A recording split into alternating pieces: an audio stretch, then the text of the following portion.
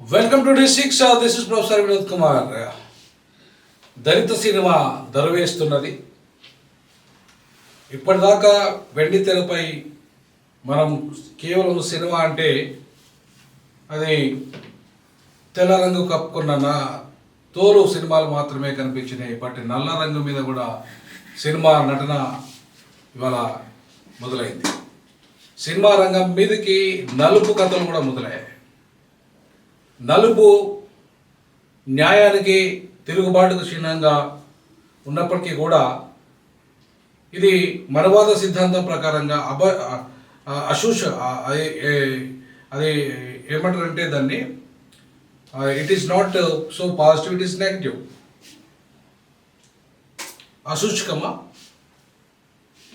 చూడద్దు అంటూ సమాజంలో.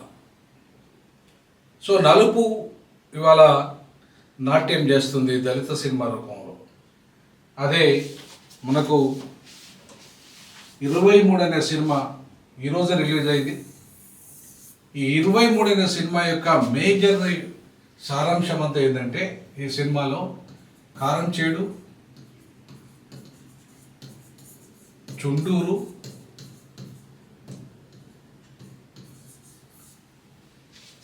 అలాగే మనకి బస్సు దహనం కేసు ఎక్కడైతే జరిగిందో చిలకలూరుపేట, చిలకలూరిపేట, ఇది బస్సు దహనం కేసు. ఇది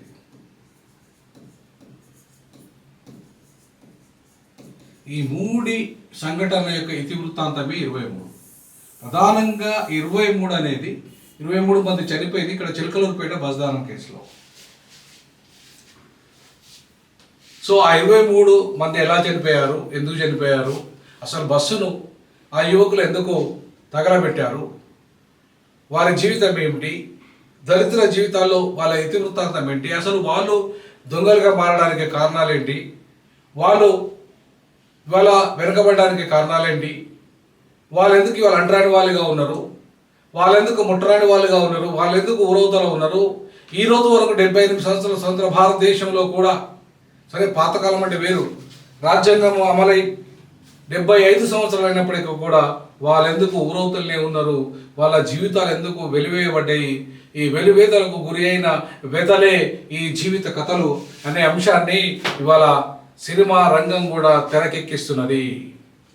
నల్ల జీవితాలను కూడా తెరపైకి ఇవాళ తీసుకొస్తున్నది. ఇది మొదలైంది ఎక్కడికి వెళ్ళి తమిళనాడు సినిమా రంగం నుండి. తమిళనాడులో ఒక కబాలి కావచ్చు. ఇవాళ తమిళనాడు సినిమాలు కనుక చూసుకుంటే, తమిళనాడు దర్శకులను కనుక చూసుకుంటే, దళిత సాహిత్యంలో వస్తున్న వినూత్నమైన కథల సారాంశాలతో ఇవాళ పారంజిత్ మొట్టమొదటివాడు ఇవాళ దళిత సినిమాకు అద్భుతమైన రచనని, అద్భుతమైన కళారూపాలను అందించిన ఘనత ఎవరిదన్నా ఉందంటే పారంజిత్. ఆయన మొట్టమొదటి కథ కూడా దళిత కథని.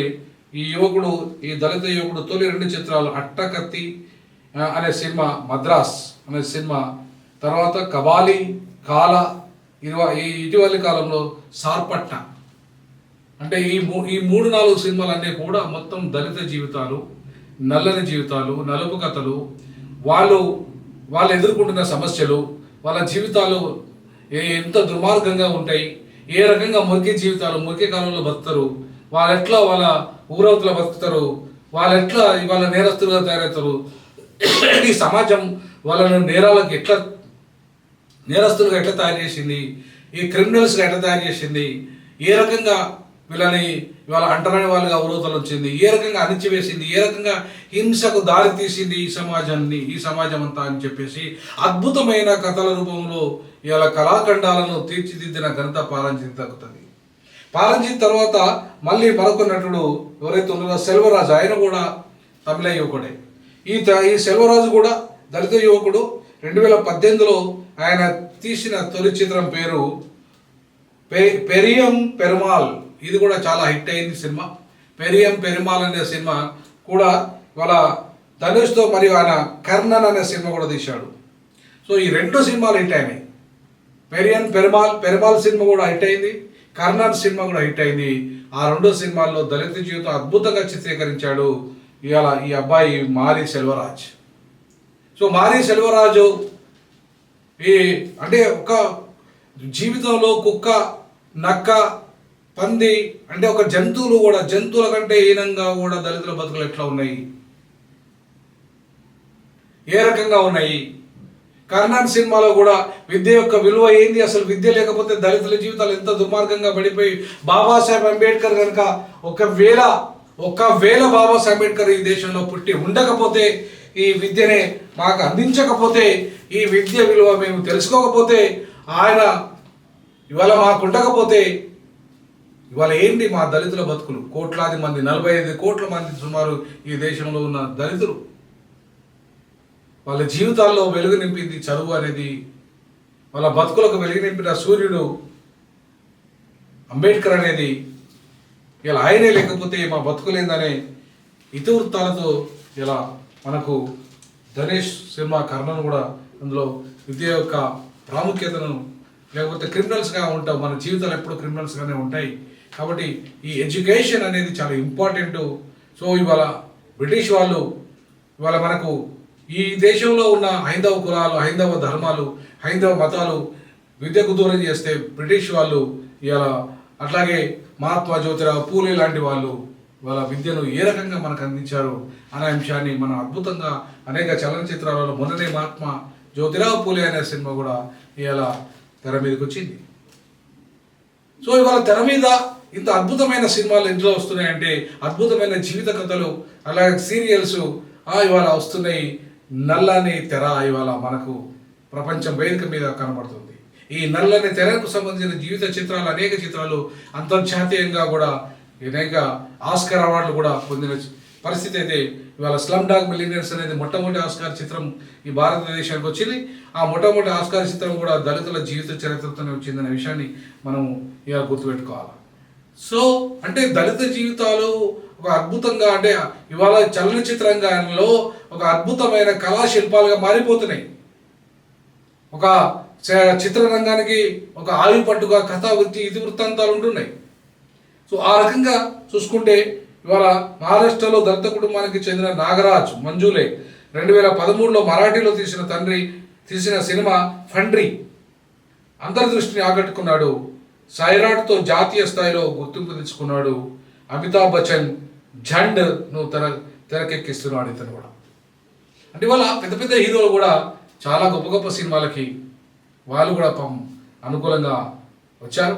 నిన్నగాక మొన్న మళ్ళీ పారంజిత్ సినిమా ఏదైతే మెకనస్ గోల్డ్ టైప్లో ఆ జీవితాన్ని తెరకెక్కించిందో, దళిత జీవితాన్ని తెరకెక్కించిందో, బౌద్ధుల జీవితాన్ని తెరకెక్కించిన సినిమా మనం చూసాము.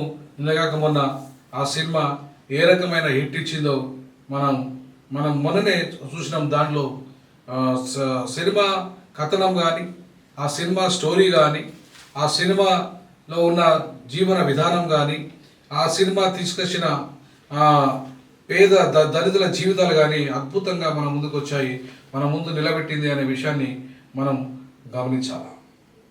సో ఇంకొక వెట్రిమారన్ అనే తమిళ సినిమా తూర్పు ముక్క విసరణై అసురన్ చిత్రాల్లో దళిత సమస్యను సమర్థవంతంగా తెరకెక్కించిన వెట్రిమారన్ ఇటీవలి ఓటీటీ కోసం తీసిన ఓరు ఇరువు కూడా పరువు హత్యల నేపథ్యంలో కొనసాగింది. సో ఈయన కూడా ఈ తమిళ తెరై వెట్రిమారన్ కూడా ఆయన కూడా అద్భుతమైన సినిమాలు తెరకెక్కించాడు.